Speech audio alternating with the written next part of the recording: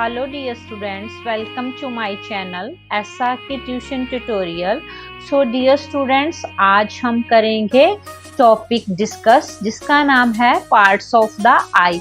बहुत ही इम्पोर्टेंट है, जितने भी क्लास 10th के बोर्ड के स्टूडेंट्स हैं उनके लिए भी इम्पोर्टेंट है, और जो छोटी क्लासेस है, क्लास 4th है, 6th है, 5th है, उनके लिए भी मैंडेटरी है पार्ट्स ऑफ द आई।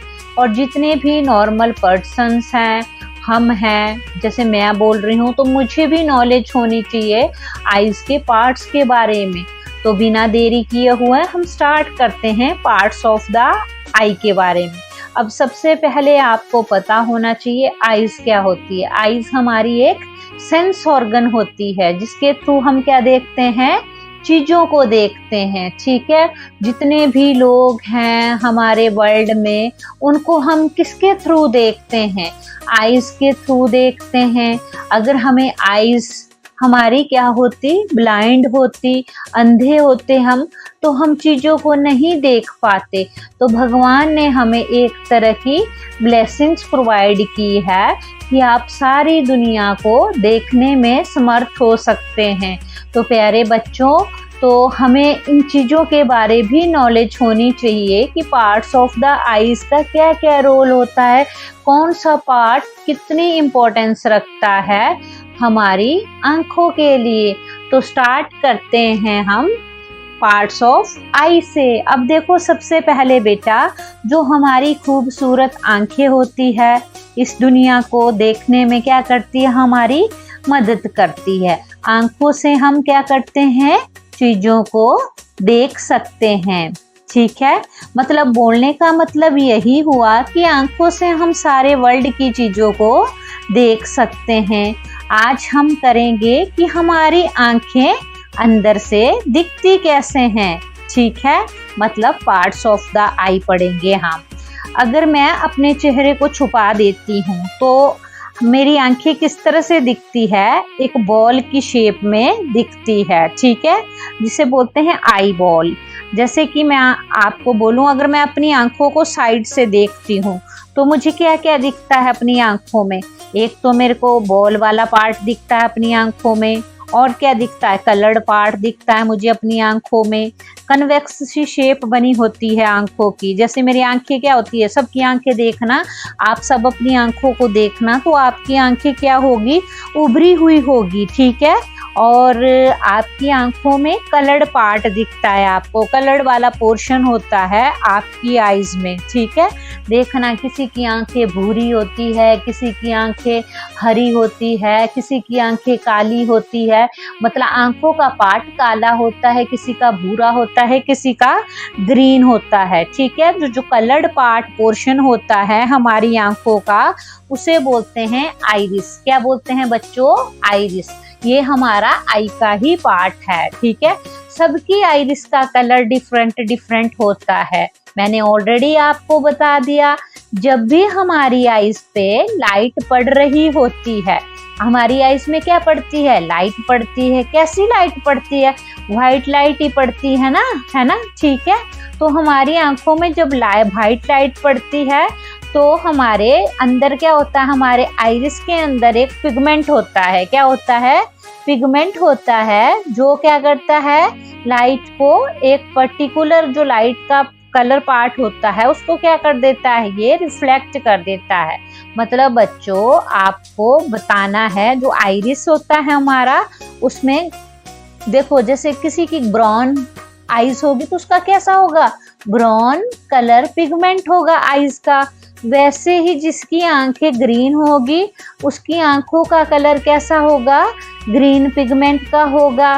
ठीक है, तो वो ग्रीन पिगमेंट कलर को रिफ्लेक्ट करेगा। ठीक है, तो सबकी आंखें सबकी अलग अलग होती है।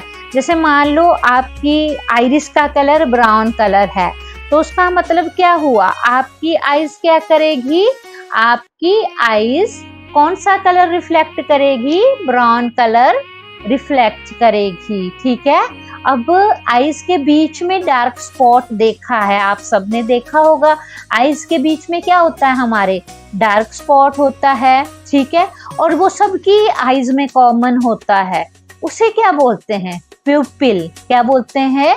प्यूपिल। आपको पता होना चाहिए जो आईज के बीच में डार्क स्पॉट दिखता है और सबकी आंखों में कॉमन होता है, उसे बोलते हैं प्यूपिल। ठीक है। और आप ये भी बोल सकते हो इन शॉर्ट, ये एक होल होता है। क्या होता है? ये एक होल होता है छोटा सा काले रंग का, जिसके थ्रू क्या होती है? लाइट एंटर होती है हमारी आईज के अंदर।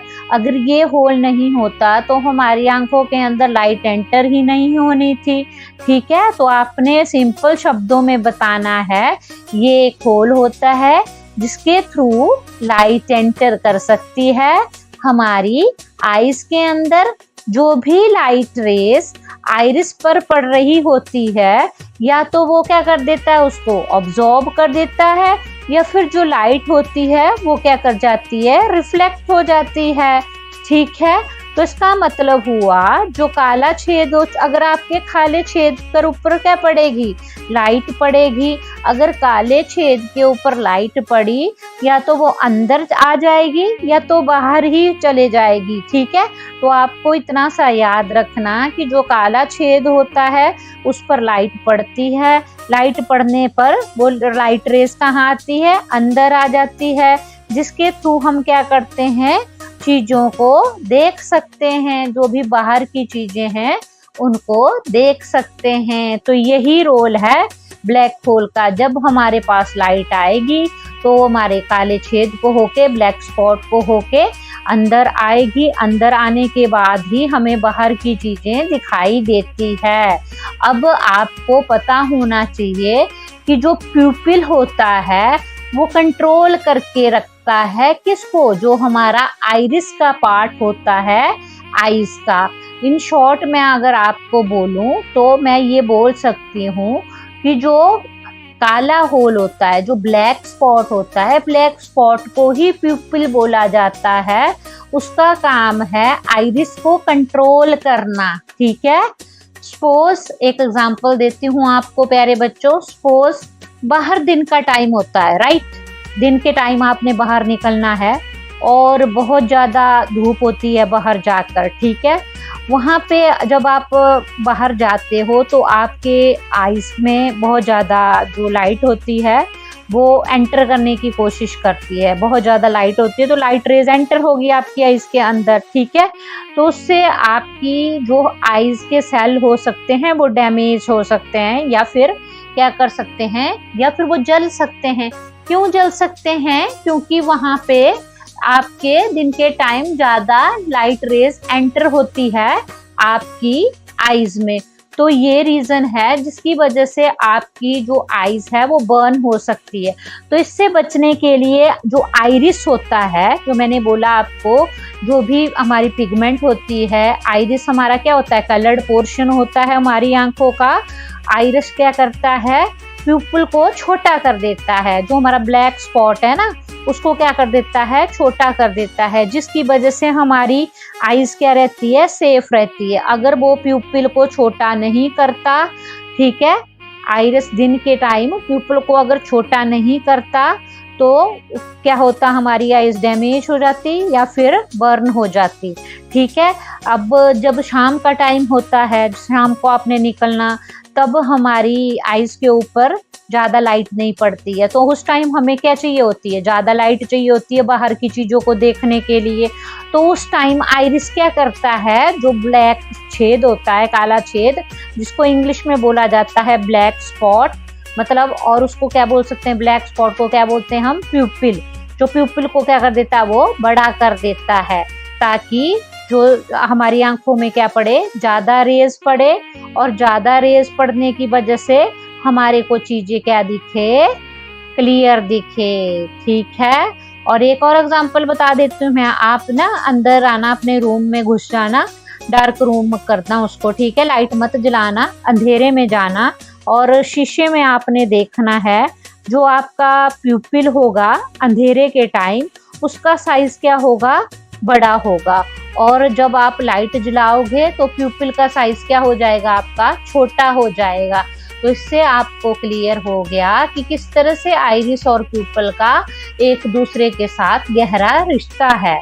अब पढ़ते हैं हम आई लेंस के बारे में, ठीक है। आई लेंस क्या करता है, हमारा जितनी भी इनकमिंग लाइट रेज होती है जो कि बाहर से आती है रेज, उनको फोकस करने का काम कौन करता है, हमारा आई लेंस करता है। ये भी चीज आपको आनी चाहिए प्यारे बच्चों, ठीक है। तो ये क्या करता है, जो पीछे वाला सरफेस होता है उससे क्या कर देता है, उन जो इनकमिंग लाइट रेज होती है उनको फोकस कर देता है, ताकि हमारे सामने क्या बन जाए, क्लियर इमेज बन जाए, ठीक है। और कॉर्निया का क्या रोल होता है, कॉर्निया को आप बोल सकते हो कि बल्जी पोर्शन टाइप होता है ये हमारा। जब लाइट रेज हमारी आईज में पड़ती है तो वो सबसे पहले क्या करता है, कॉर्निया से मिलता है, फिर अंदर जाता है, ठीक है। याद रखना आपने, ठीक है। मैं एक बार फिर से रिपीट कर रही हूँ, जब लाइट रेज हमारी आईज में पड़ती है तो वो सबसे पहले किसके पास जाता है, कॉर्निया से ही मिलता है। कौन मिलता है, कॉर्निया से, फिर अंदर जाता है, ठीक है। जब लाइट रेज पड़नी है हमारी आईज के अंदर तो सबसे पहले कॉर्निया में ही जाती है हमारी लाइट रेज, फिर वो अंदर को जाती है, ठीक है। कॉर्निया और जो लेंस के बीच का पोर्शन होता है वो हमारा किससे फिल होता है, पानी के साथ। तो हमारा वैसे देखा जाए तो उसके अंदर अप्रोक्स 99.9% पानी होता है, ठीक है। और जो 1% बचा वो प्रोटीन और विटामिन होते हैं, ठीक है। तो उससे क्या बोलते हैं, ये भी चीज आपको आनी चाहिए, पेपर में बहुत ही ज्यादा इम्पोर्टेंट है ये। तो उसे बोलते हैं हम, क्या बोल सकते हैं उसे, आप भी बताओ सभी। एक्वस ह्यूमर बोलते हैं उसको, क्या बोलते हैं, एक्वस ह्यूमर बोलते हैं उस पोर्शन को। और जो कॉर्निया और लेंस होता है हमारे पास, उनकी क्या होती है हमारे पास शेप, दोनों की कन्वेक्स शेप होती है हमारे पास। तो ये आपने याद रखना। और जैसे कि ये जो हमारे पास कॉर्निया होता है और लेंस होता है, ये दोनों क्या होते हैं, कन्वर्जिंग लेंस होते हैं, ठीक है। और ये हमारी आईज को मैनेज करने के लिए हेल्प करते हैं। जितनी भी इनकमिंग रेज होती है या फिर वो शार्प वे में आती है, तो वो इसके लिए हेल्पफुल रहता है जो हमारा कॉर्निया होता है। और मैक्सिमम रिफ्लेक्शन कॉर्निया पे ही होती है, ये भी आपको पता होना चाहिए। जो कॉर्निया होता है इसी के ऊपर मैक्सिमम रिफ्लेक्शन होती है, क्योंकि जो लाइट रेज होती है वो एंटर कर रही होती है कहाँ से, ऑब्वियसली बाहर से ही आती है ना। तो बाहर से आएगी तो उनके उसके साथ क्या होगी, साथ में हवा भी होगी, फिर वो क्या करता है, उसके कॉर्निया में मिल जाता है आकर। तो कॉर्निया के बाद हमारे यहाँ पे क्या होता है, वाटर सिस्टम बना होता है, उसकी वजह से मैक्सिमम चेंजिंग रिफ्रैक्शन कॉर्निया पे ही होता है। इसका मतलब है जितना भी मैक्सिमम रिफ्रैक्टिव इंडेक्स है वो कहाँ पे होता है, कॉर्निया पे ही होता है। पेपर में पूछ ले आपसे कि मैक्सिमम रिफ्रैक्टिव इंडेक्स कहाँ पे होता है, तो आपने बोल देना है कॉर्निया पे ही होता है। कॉर्निया पे ही मैक्सिमम बेंडिंग कॉर्निया पे ही होती है, मैक्सिमम बेंडिंग रिफ्लेक्शन, ठीक है। और फिर आपने ये भी बताना है, उसके बाद जो लाइट होती है हमारी वो आइरिस और प्यूपल के थ्रू लेंस पे पड़ती है, ठीक है। तो लेंस का काम होता है हमारा एडजस्टमेंट प्रोवाइड करना। ये क्या करता है, लेंस एडजस्टमेंट प्रोवाइड करता है और ये रेस हमारी क्या हो जाती है, कंप्लीटली फोकस हो जाती है। और जो पीछे वाला पोर्शन होता है हमारा, जहाँ पे वो कंप्लीटली फोकस हो जाती है, पर होती कहाँ पे है हमारी जो इमेज, जब इमेज फोकस होगी तो वो कहाँ होगी, पीछे वाले पोर्शन में जाके मिलेगी। जो पीछे वाला पोर्शन होता है हमारे पास और इमेज फोकस होती है, उसे बोला जाता है रेटिना। क्या बोला जाता है, रेटिना। ये आपने याद रखनी है चीज, बहुत ही ज्यादा इम्पोर्टेंट है।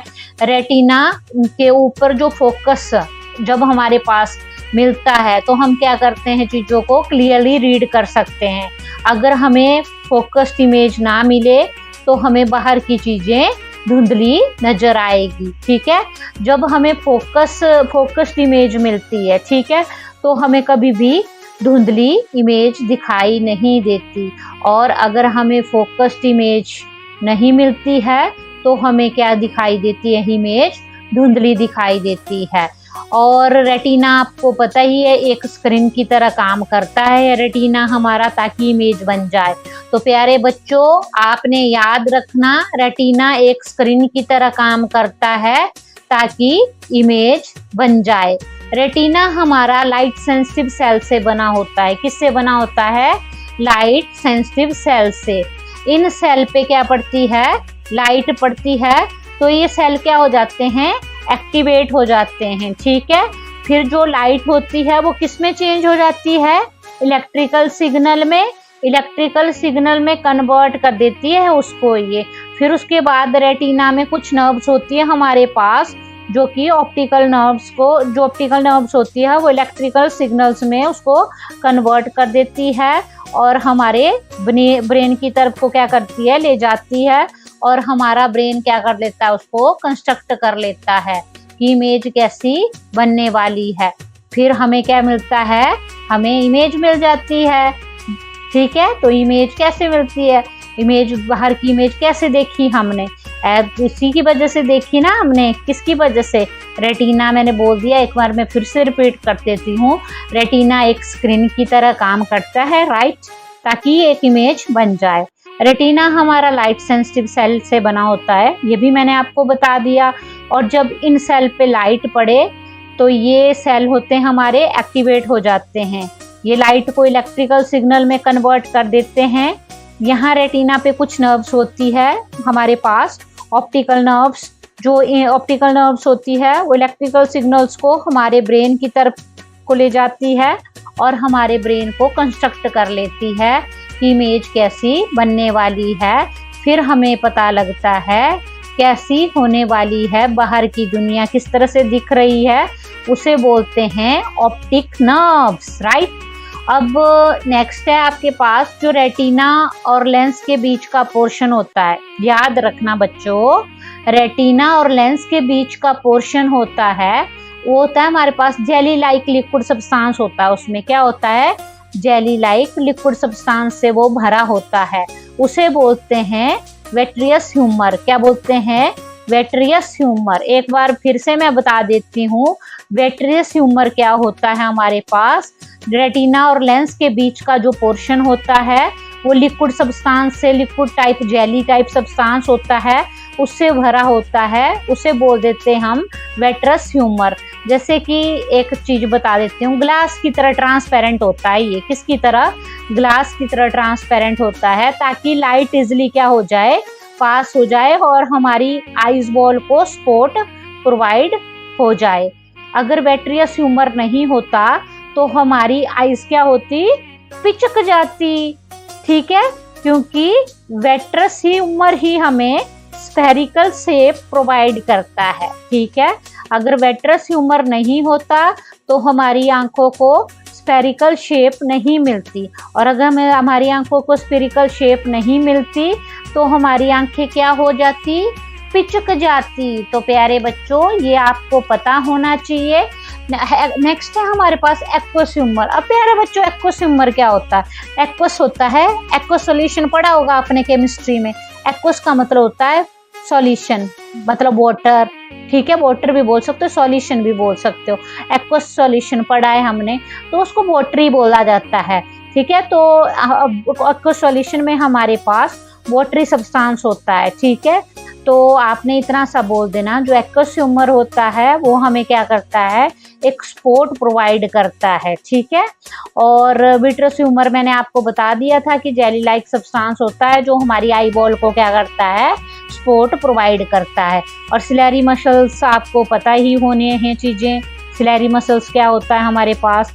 सिलेरी मसल्स होता है हमारे पास जितने दूर ऑब्जेक्ट रखा होगा उसमें क्या होगा? उतनी ज़्यादा पैरेलल रेस के ऊपर फोकस होता है। ठीक है, जितनी नज़दीक होता है उसके ऊपर पैरेलल रेस का फोकस नहीं होता है। ठीक है, तो ये चीज़ें आपको पता होनी चाहिए।